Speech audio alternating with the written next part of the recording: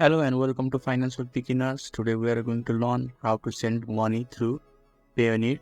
So if you are new here, subscribe and press the notification bell icon so you don't miss any upcoming further videos. Now let's get started with the tutorial. So firstly, you need to open the Payoneer in your web browser. After when you have logged in and signed in successfully, then this is the page or the home page that is shown to you. And in order to send the money, you just have to go on the pay option that is on the left hand side.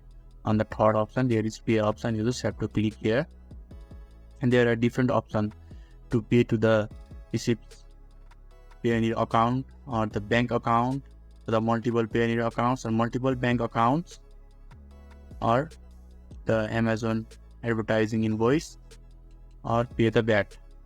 So you can choose anything to whom you want to pay. So there are different options that is right in front of you. You can choose any one of them to send the money.